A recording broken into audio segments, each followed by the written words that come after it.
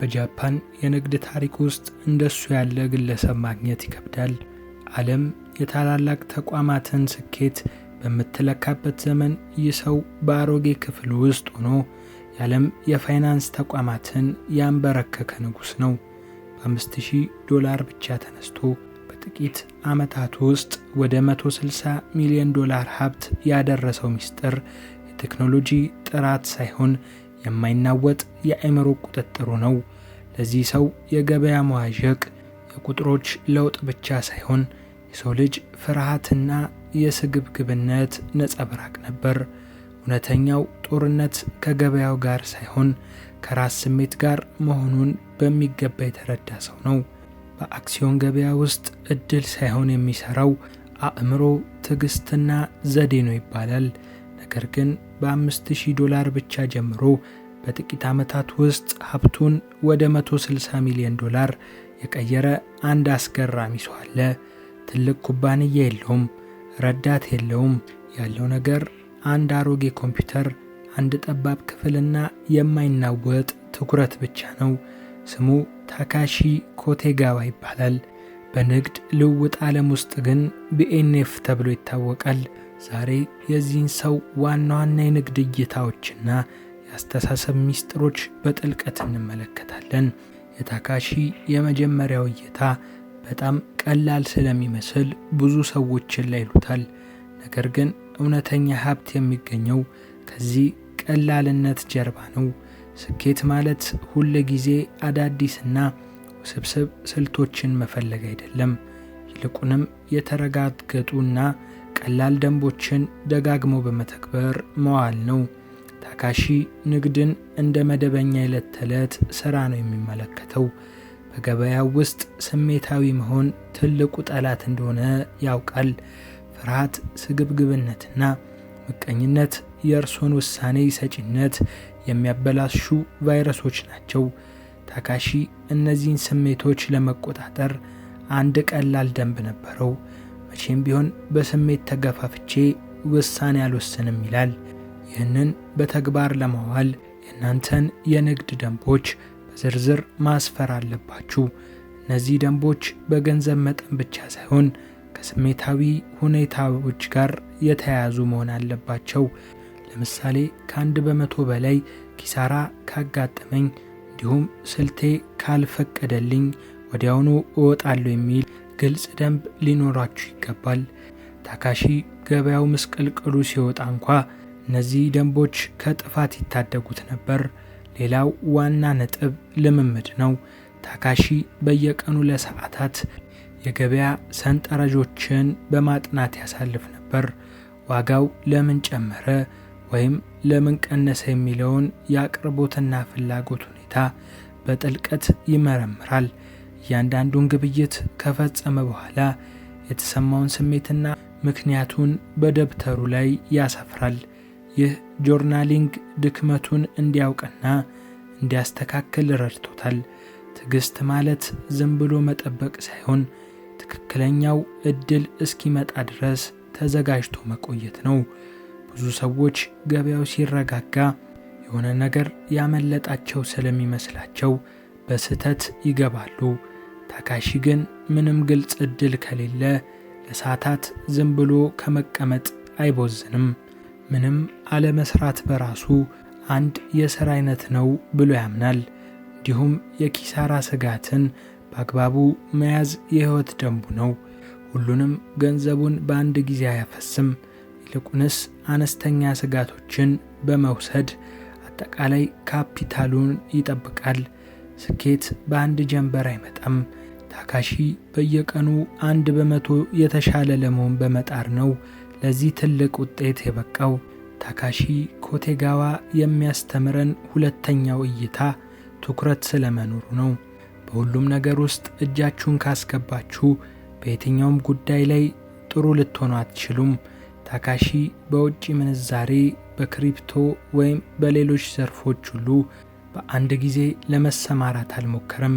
ትኩረቱን ያደረገው በጃፓን ኒኬ ኢንዴክስ ገበያ ላይ ብቻ ነው። ለማሸነፍ ከፈለኩ ይህንን አንድ ሜዳ ብቻ ጠንቅቄ ማወቅ አለብኝ ይል ነበር። ያንዳንዱ የዋጋ እንቅስቃሴ በአእምሮ ውስጥ አስቀድሞ እንዲቀረጽ አድርጓል።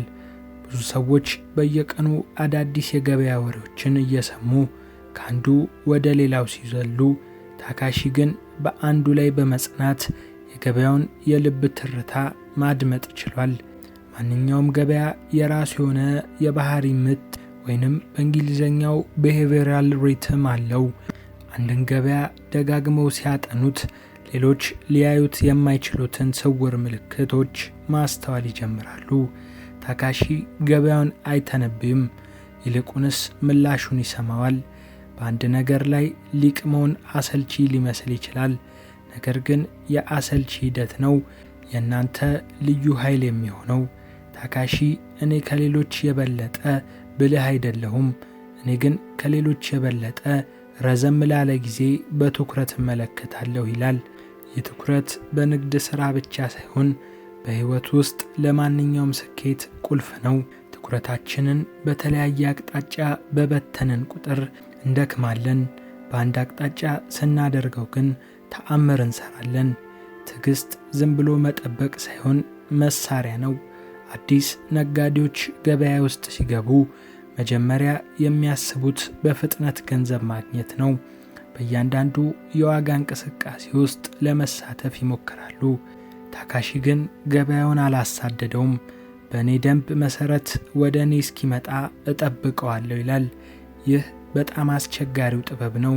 የሰው ልጅ ተፈጥሮ እረፍት ማጣት ነው። በስክሪን ላይ ዋጋው ሲዋዥቅ አእምሯችን የሆነ ነገር እንድናደርግ ይገፋፋናል። ታካሺ ግን የእሱ ደንብ እስካልተሟላ ድረስ ምንም አያደርግም። በገበያ ውስጥ በየቀኑ በመቶዎች የሚቆጠሩ ዕድሎች ሊኖሩ ይችላሉ። ነገር ግን ሁሉም ዕድሎች ለእርሱ አይደሉም። ታካሺ የራሱ የሆነ የንግድ ክልል ወይም ዞን አለው።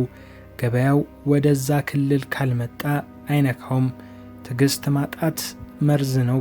ቀስ በቀስ ውሳኔያችሁን ይበክላል። ታካሺ ከገበያ እንቅስቃሴ ጀርባ ያሉትን ወጥመዶች መለየት ይችል ነበር። መጠበቅ የሚችል ነጋዴ መጀመሪያ ከሚያንቀሳቅሰው ነጋዴ የበለጠ ያተርፋል የሚል እምነት አለው። በሕይወት ውስጥም ትክክለኛውን ጊዜ መጠበቅ የጥንካሬ ምልክት ነው። ሁሉም ዕድል የእርሶ ባይሆንም ትክክለኛውን መጠበቅ ግን ወደ ትክክለኛው ውጤት ያደርሳል። ታካሺ የነበረው የተረጋጋ በራስ መተማመን ልክ እንደ ቀዶ ጥገና ሐኪም ያለ ስሜት ስራውን በትክክለኛነት እንዲሰራ አስችሎታል። ታካሺ ኮቴጋዋ በሌላኛው እይታው የሚነግረን ጠንካራ የንግድ ስርዓት ካሎት እድል አያስፈልጎትም የሚለውን ነው። ብዙ ሰዎች በገበያ ውስጥ ገንዘብ የሚያጡት ውሳኔያቸውን በስሜት ስለሚወስኑ ነው።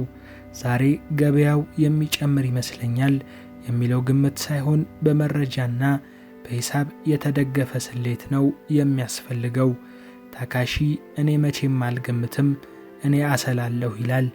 ንግድን እንደ ማሽን ስርዓት ነው የቀረጸው። የመግቢያ ደንብ፣ የመውጫ ደንብ፣ የስጋት ቁጥጥር ደንብ፣ እነዚህ ሁሉ የማይጣሱ ናቸው። ስሜትን ከፈቀዱ ስርዓቱ ይፈርሳል። ስርዓቱ ከፈረሰ ደግሞ ስራው ይበላሻል። እውነተኛ ነጋዴ የሚከብረው ስራው አሰልቺ ሲሆንለት ነው ይባላል። ምክንያቱም ንግድን እንደ ደስታና ስሜት ማነቃቂያ የሚመለከቱ ሰዎች ቁማር እየተጫወቱ ነው። ንግድን እንደ መደበኛ ስርዓት የሚመለከቱት ግን ንግድ እያካሄዱ ነው።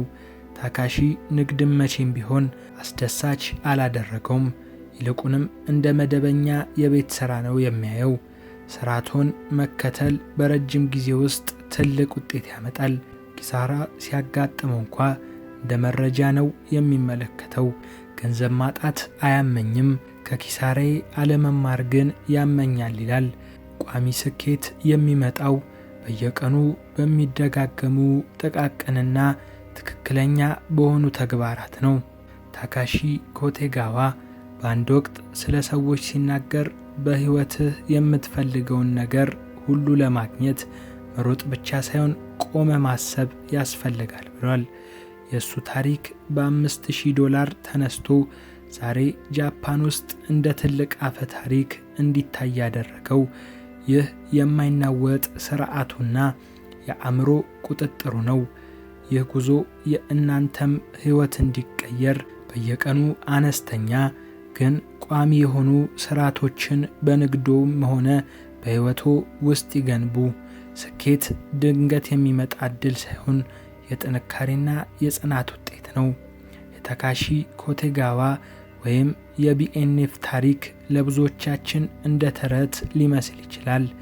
በአንድ ትንሽ ክፍል ውስጥ ተቀምጦ በአሮጌ ኮምፒውተር በመታገዝ ከዓለም ታላላቅ የፋይናንስ ተቋማት ጋር ተናንቆ በሚሊዮኖች የሚቆጠር ዶላር ማፍሰስ መቻሉ ተራ ድንገቴ ስኬት አይደለም። የጉዞ ለሁላችንም የሚያስተምረው ትልቅ ቁም ነገር ቢኖር እውነተኛ ስኬት የሚገነባው በውጫዊ መሳሪያዎች ሳይሆን በውስጣዊ ስነ ልቦናዊ ጥንካሬ ላይ መሆኑን ነው። በዚህ ታሪክ ውስጥ ያየናቸው መሰረታዊ ትምህርቶች የአንድን ሰው የንግድ ሕይወት ብቻ ሳይሆን አጠቃላይ የኑሮ ዘይቤውን የመለወጥ አቅም አላቸው። የመጀመሪያው ትምህርት ስለ አእምሯዊ ስነ ስርዓትና ቀላልነት ነበር። ገበያው የቱንም ያህል ቢናወጥ ታካሺ የራሱን የልብ ትርታ ማረጋጋት መቻሉ ለስኬቱ መሰረት ሆኖታል። ስሜታችንን መቆጣጠር ስንችል ብቻ ነው ምክንያታዊ ውሳኔዎችን መወሰን የምንችለው። ስግብግብነትና ፍርሃት በአእምሯችን ውስጥ የሚነክሱ ከሆነ የገበያውን እውነተኛ ገጽታ ማየት አንችልም።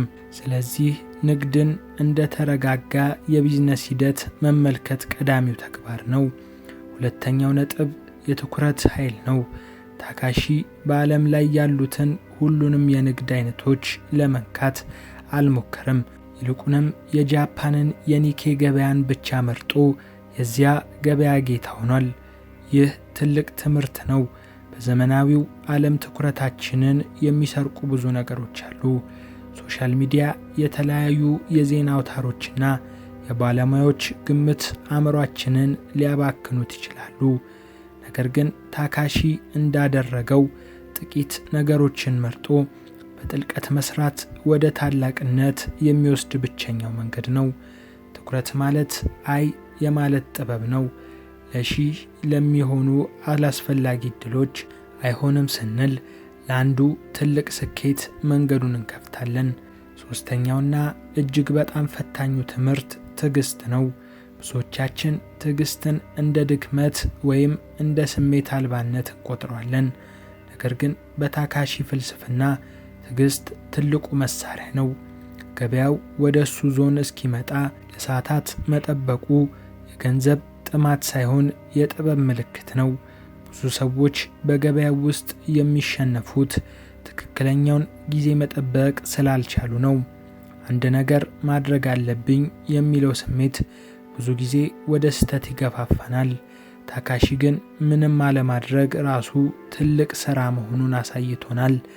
በትክክለኛው ጊዜ ላይ የሚወሰድ አንድ እርምጃ በስህተት ጊዜ ከሚወሰዱ ሺህ እርምጃዎች ይበልጣል። አራተኛው ትምህርት በስርዓት ወይንም በሲስተም መመራት ነው። ስሜት በሚለዋወጥበት ጊዜ የሚጠብቀን ብቸኛው ነገር አስቀድመን ያዘጋጀነው ስርዓት ነው። ታካሺ የራሱን የንግድ ሕጎች እንደ ቅዱስ መመሪያ ይከተላቸው ነበር። ትርፍ ሲያገኝ አይኩራራም፣ ኪሳራ ሲገጥመውም አያዝንም። ምክንያቱም ውጤቱ የሂደቱ አካል መሆኑን ያውቃል። እኛም በሕይወታችን ውስጥ በስሜት ከሚመሩ ውሳኔዎች ወጥተን በስሌትና በምክንያት ወደሚመሩ ውሳኔዎች መሸጋገር አለብን። እድል የሚመጣው ለተዘጋጀ አእምሮ ነው። ዝግጅት ደግሞ የሚመጣው በየቀኑ ከሚደረግ ተከታታይ ስራና ስርዓትን ከመከተል ነው። ታካሺ ኮቴጋዋ ያስተማረን ትልቁ ቁም ነገር ትህትና ነው። በሚሊዮኖች የሚቆጠሩ ዶላሮች እያለውም አሁንም በዚያው በጀመረበት አነስተኛ ክፍል ውስጥ መቆየቱ እንዲሁም ቀላል ሕይወትን መምረጡ የሚነግረን ነገር አለ። ስኬት ማለት ቁሳቁስን ማከማቸት ሳይሆን ራስን የመቆጣጠር ጥበብን ማዳበር ነው። ገንዘብ ማለት የአእምሯዊ ብስለታችን ውጤት እንጂ የሕይወታችን ግብ መሆን የለበትም። ውድ የቡና ቲቪ የዩቲዩብ ቻናላችን ተከታታዮች ይህንን ታሪክ ስናጠናቅቅ ወደ ውስጣችሁ እንድታዩ የሚያደርጉ ጥያቄዎችን በመጠየቅ ነው። የንግድ ትኩረታችሁን የት ላይ ያደረጋችሁ ነው? በስሜት ነው ወይስ በስርዓት እየተመራችሁ ያላችሁት? ታካሺ ኮቴጋዋ ልዩ ሰው ስለነበር ሳይሆን ለነገሮች ትኩረት ስለነበረው ነው ሊቀየር የቻለው። እናንተስ ዛሬ ካላችሁበት ተነስታችሁ በትንሽ ካፒታል ነገር ግን በትልቅ ትኩረት የራሳችንን ታሪክ መጻፍ እንችላለን ብላችሁ ታስባላችሁ? መልሶቻችሁን በኮሜንት መስጫው ላይ አስቀምጡልን። ቪዲዮን ከወደዳችሁት ላይክ እና ሼር ማድረጋችሁን አትርሱ። ለቻናላችን አዲስ ከሆናችሁ ደግሞ የደወል ምልክቷን በመጫን የቻናላችን ቤተሰብ ይሁኑ። በቀጣይ በሌላ ቪዲዮ እስክንገናኝ መልካም ጊዜ